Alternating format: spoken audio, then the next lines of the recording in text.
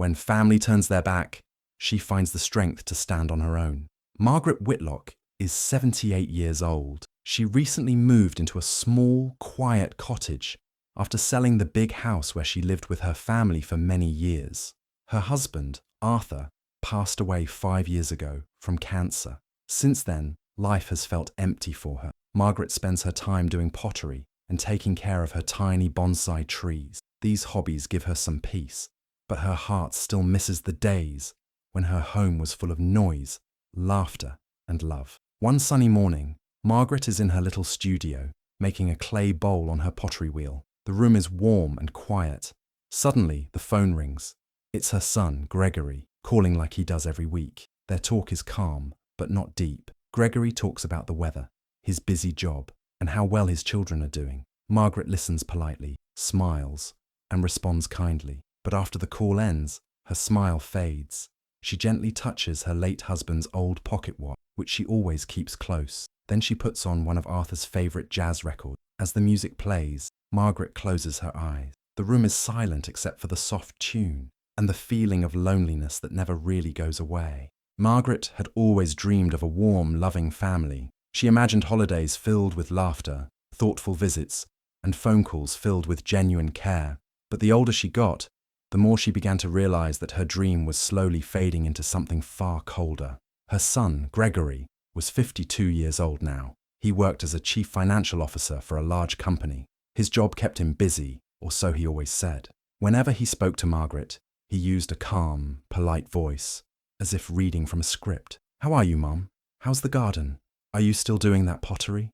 He asked questions that made it seem like he cared, but Margaret could feel the distance in his voice. There was no warmth, no true interest. It felt like he was only calling because he had to. When he visited, which wasn't often, he was always in a hurry. He would glance at his phone, answer emails in the middle of conversations, and rush out the door with a quick hug. Margaret tried not to take it personally. She told herself, he's just busy. Life is stressful these days. But deep down, she knew something had changed. Her son wasn't really present anymore. Then there was Vanessa, Gregory's wife. She was sharp and practical. Margaret had always struggled to connect with her. Vanessa never talked about memories or feelings, only money, the future, and what made sense. Whenever she came over, Vanessa sat straight, legs crossed, a notepad or tablet in her hand. "Margaret, have you thought about organizing your finances more efficiently? Gregory and I could help. We just want to make sure your estate is in order." She said things like that with a soft smile, but it never felt like kindness. It felt like pressure, wrapped in a business meeting. Margaret didn't understand all the legal terms, but she could feel what Vanessa was really asking. "Change your will. Let us handle your money." Vanessa always used the excuse of planning ahead, but her eyes said something else. She looked at Margaret, not like a mother-in-law, but like an old woman with assets. Then there were the grandchildren, Sophie and Liam. Margaret had been excited when they were born. She'd babysat them, bought them storybooks, and made them tiny clay figures from her studio. She'd hoped to build a strong bond with them as they grew. But now that they were adults, things were different. Sophie, at 24, had gone to art school but dropped out halfway through. She floated from one idea to the next, always chasing inspiration, but never finishing anything. She dressed in expensive clothes, talked about finding herself, and constantly hinted at how hard life was. One weekend, she showed up at Margaret's cottage, flashing a big smile. "Grandma, your place is so cozy," she said, spinning around in the living room. "And these pearls, are they real?" she added, lifting the necklace from Margaret's dresser. "They belong to my grandmother," Margaret replied gently. Sophie's eyes sparkled. "Wow, so beautiful. You know, I've been thinking about launching my own jewellery brand. Just something unique and artsy. All I need is a little push. Maybe a small loan. Just $3,000 to get started." Margaret hesitated. Sophie's hands were already around the pearls, admiring them like treasure. Her voice was sweet, but practiced. "I'll pay you back, I swear," she added quickly. "Just until I get my brand off the ground." Margaret gave her the money. She told herself it was a gift, that Sophie just needed support. But months passed, and the repayment never came. Sophie stopped calling. Margaret only saw updates on social media. Sophie vacationing, shopping, going to art shows. There was no brand, no business, and no thank you. Then came Liam, the oldest grandson at 27. He was confident, always dressed in smart casual clothes and full of business ideas. He called himself an entrepreneur, though Margaret wasn't quite sure what he actually did. He came to visit one afternoon with a shiny new tablet in hand. "Grandma," he said, "you're sitting on a gold mine. No one your age understands crypto, but I do.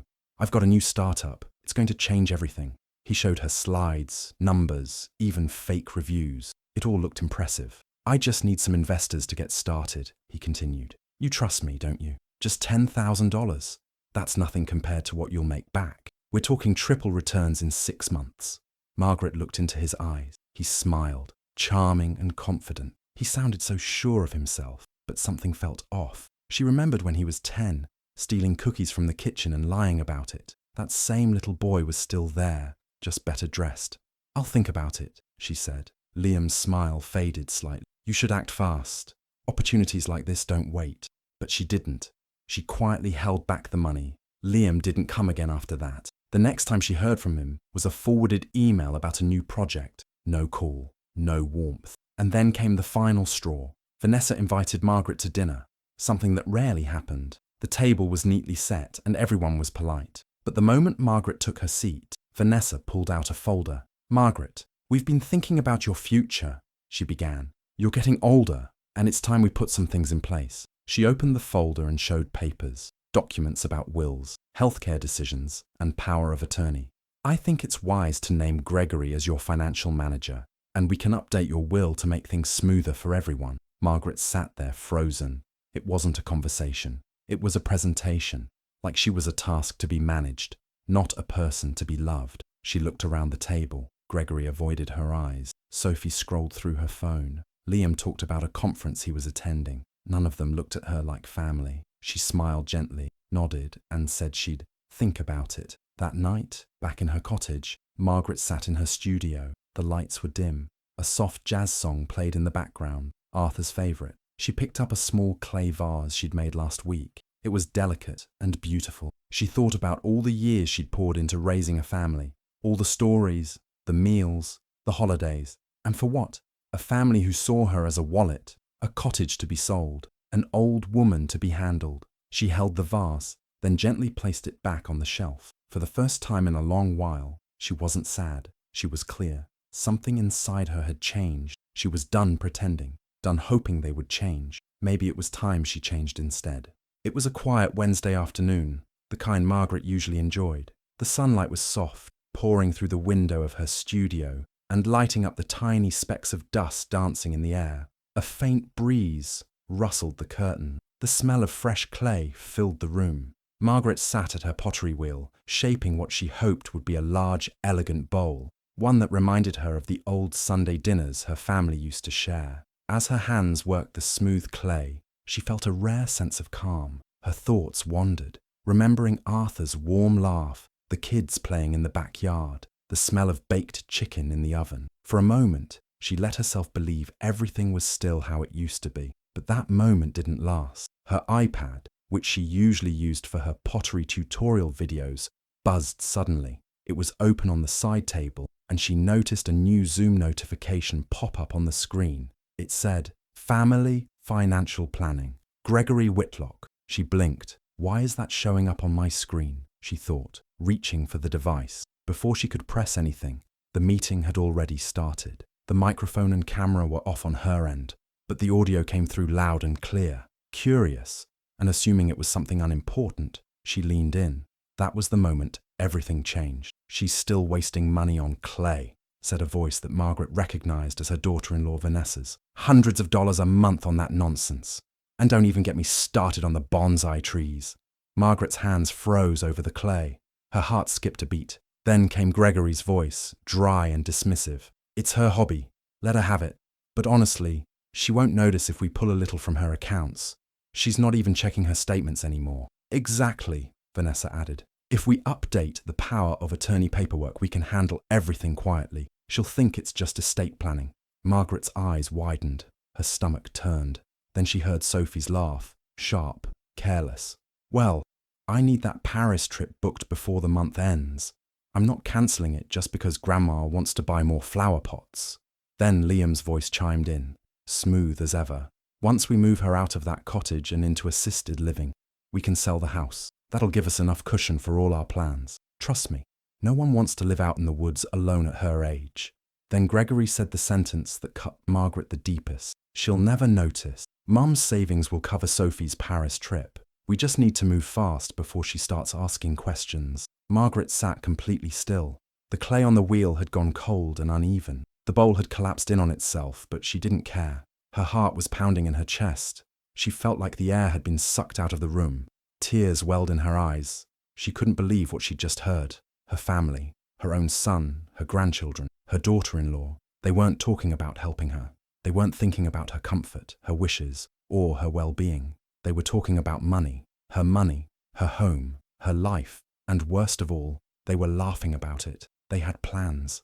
Plans to move her out of the home she loved. Plans to spend the money Arthur had saved so carefully. Plans to take everything she had built and throw it away like it meant nothing. She looked around her studio, her safe place. The shelves were filled with handmade pots, vases and tiny sculptures. Some were beautiful, others not so much.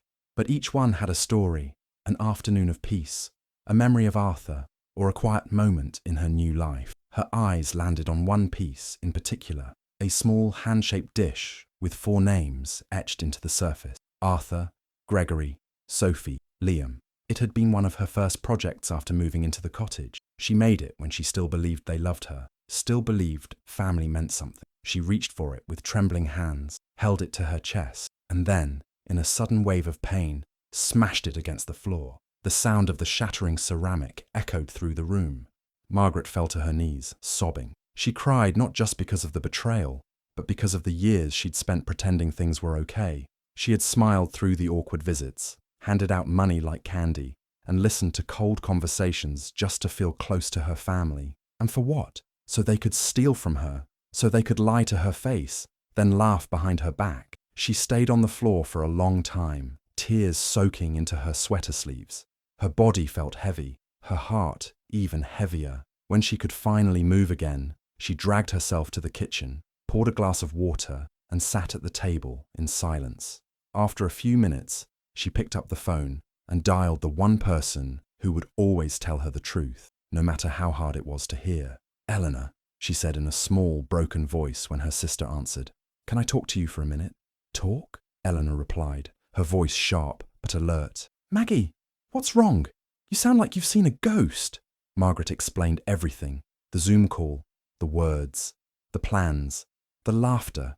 She tried not to cry again, but her voice cracked several times. On the other end, Eleanor stayed quiet for most of it, listening carefully. Then, when Margaret finished, there was a long pause. "I told you, didn't I?" Eleanor finally said. "I told you years ago. They're vultures, Maggie. Always were." Margaret sniffled. "I didn't want to believe it. I kept hoping. Maybe if I was kind, they'd come around." "Come around?" Eleanor scoffed. "Gregory only comes around when there's money on the table. Vanessa would sell your bones if she could label them antiques. And those grandkids, they're spoiled. They treat you like a walking ATM. I just wanted them to love me," Margaret whispered. "They don't even know how," Eleanor said firmly. "And you need to stop giving them chances to prove it." There was a silence between them, heavy but honest. Eleanor, at 81, had always been the stronger sister, fierce, opinionated, and never afraid to speak the truth, even when it hurt. Margaret, on the other hand, had always believed in forgiveness, in giving people the benefit of the doubt. But now, she was starting to see that sometimes love wasn't enough, especially when it wasn't returned. "You need to protect yourself, Maggie," Eleanor continued. "You think Arthur would have let them treat you like this. You think he'd let them take what he worked for. Number, it's time to stop playing the sweet old lady. You have more power than you think." Margaret sat up straighter. Eleanor's voice was like a light cutting through fog. "What do I even do?" she asked. "First, get a lawyer, a real one. I'll send you the name of mine. Then, lock your accounts. Change passwords. Move your will into a trust. Keep your wishes out of their reach. And Maggie," Eleanor paused. "Yes? Don't you dare give them another cent. Not a dime. Make them earn what they never respected." That night, Margaret didn't cry. She cleaned up the broken pottery. She swept the floor. She packed away the clay for now. Her hands moved with new purpose. She looked around her cottage, at the plants, the photos of Arthur, the hand-woven rugs. the books she loved. All of it was hers. All of it had been saved, kept safe by her and Arthur for decades. It would not be taken from her by people who saw her as a burden. She stood up tall. Her body was tired, but her spirit felt awake for the first time in years. Something inside her had shifted. She would not be moved out of her home like a forgotten suitcase. She would not be robbed of her dignity, her independence, or her peace. She was still Margaret Whitlock. A mother, yes. A grandmother, yes. But more than that, she was a woman with strength, and it was time she remembered that. Margaret didn't sleep much the night after she heard the Zoom call. Her mind raced with thoughts, some painful, others clear and determined. She thought about Arthur, his kind eyes and steady hands. She remembered how he always protected her, how he once argued with a bank manager for giving her poor advice, how he made sure every financial decision they made was fair and safe. But Arthur was gone now, and Margaret knew she had to protect herself. By morning, she had made up her mind. The kindness she had always led with hadn't saved her. Now, it was time to act, not with anger, but with wisdom. Her family might see her as weak and slow, but she still had sharp instincts and a quiet strength they had long underestimated. Margaret called Eleanor first thing in the morning. Her sister picked up after 2 rings. "You were right," Margaret said without any bitterness. "I need that lawyer." "Good. I already texted you his number. His name is Dennis Falk. He helped me sort my estate last year. He doesn't miss a thing." Margaret scribbled the name and number on a notepad beside the phone. She still felt the sting of what had happened, but she also felt something else rising inside her. Power. Later that day, she called Dennis's office and scheduled a meeting. The receptionist, a warm-voiced woman named Jamie, arranged for Dennis to visit Margaret at her cottage since travel might be difficult. Dennis arrived the following afternoon. He was a calm, middle-aged man with soft grey hair, a worn briefcase, and a voice that sounded like he'd been through many battles and always won quietly. Margaret made him tea, and they sat in the living room surrounded by her pottery, bonsai trees, and bookshelves lined with Arthur's old novels. "Mrs. Whitlock," Dennis said, after listening to her story, "you've done the right thing calling me. It's not uncommon, unfortunately. Many families treat their elders as wallets, but we're going to put an end to that." They spent the next few hours going through every account, document, and plan Margaret had in place. She had always been organized. Arthur had made sure of that. Dennis looked impressed. "Here's what I recommend," he said. "First, revoke any financial power of attorney Gregory holds. He has no legal right to your accounts without it. Second, we'll create a living trust. That way your assets are protected and can only be used as you decide, not how someone else wants. Third, let's revise your will." Margaret nodded. "I want 50% to go to the local arts foundation. They run free classes for older adults and kids. Arthur and I always supported them. The rest can go to people who've actually cared for me. Eleanor, a few close friends, and maybe even the staff here who've helped me so much." Dennis smiled. "That's a generous and wise plan. And I don't want my family to know until I'm gone," Margaret added. "If they ask about my money again, I want to be able to look them in the eye and smile, knowing they don't have control anymore." "We can do that," Dennis said, "and I'll make sure every step is legal and airtight." By the time he left, Margaret felt lighter. The fear that had weighed on her for days had started to lift. She was taking back control. For the first time in years, her future belonged to her again. With her finances and legal plans secure, Margaret started thinking about her next chapter. Her cottage was beautiful, quiet, and full of memories, but it was also isolated. And while she had enjoyed her solitude for the last few years, she now realized how much she missed real companionship. Not the kind that came with forced phone calls and fake smiles, but genuine connection. People who cared to ask how her day was, not what she could give them. Eleanor had once mentioned a place called Maplewood Senior Residences, a community for seniors that wasn't like the usual dreary retirement homes. It had gardens, art studios, book clubs, and even music nights. She had spoken of it with unexpected joy. Margaret called them the next morning. After a short conversation, she scheduled a tour. The moment she stepped onto the Maplewood grounds, she knew something was different. The buildings were warm and inviting, painted in soft, cheerful colours. A garden full of sunflowers and roses bloomed near the entrance, and the laughter of older women playing cards under a shaded gazebo reached her ears. Inside, there were no long, depressing halls. Instead, there were cosy lounges, a cafe that served fresh coffee and pastries, and walls decorated with residents' artwork. In one corner, someone was playing a soft jazz melody on the piano. It felt alive. A friendly woman named Laura gave her the tour. "Here, you can be as independent or as social as you want," Laura said. "We have pottery classes, gardening groups, movie nights, yoga for seniors, even storytelling sessions where residents share their life journeys." Margaret's eyes lit up.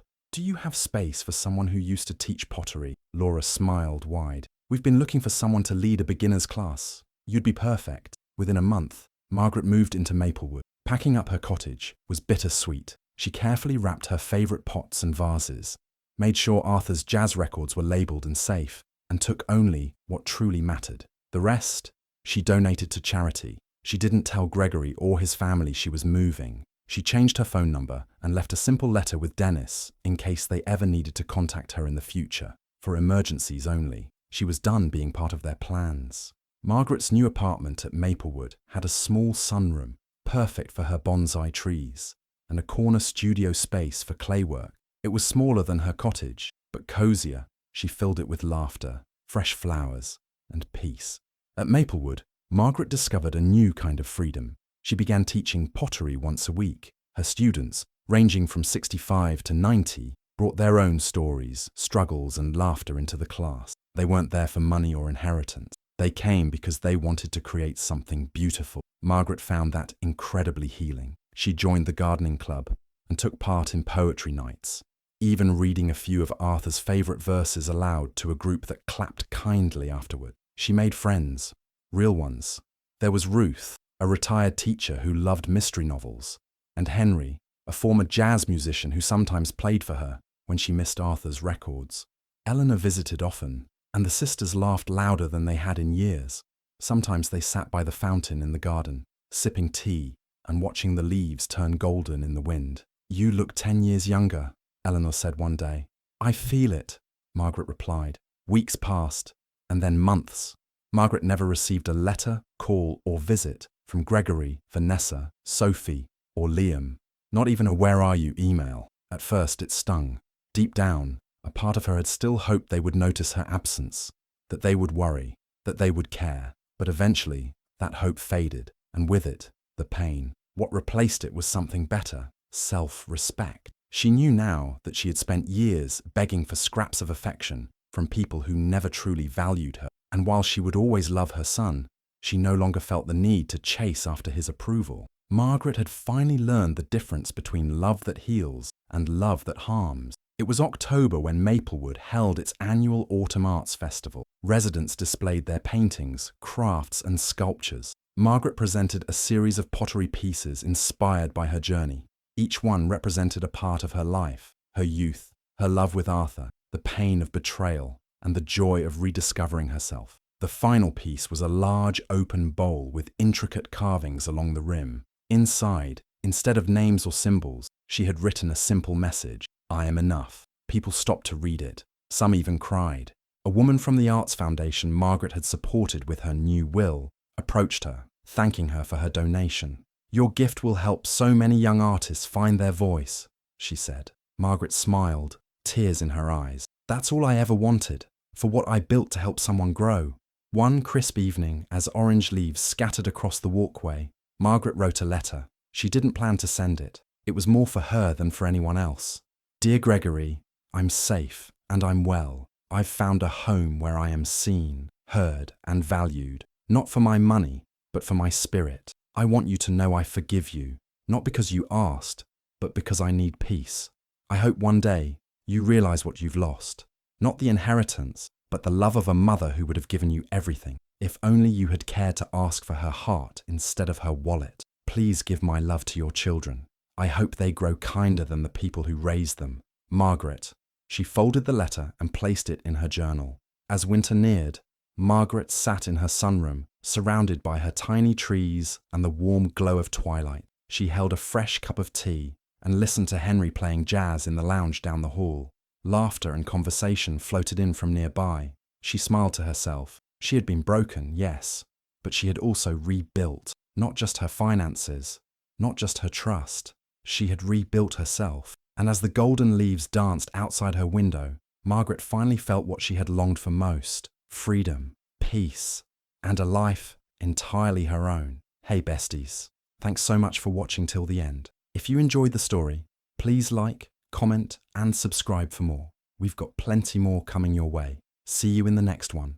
Bye.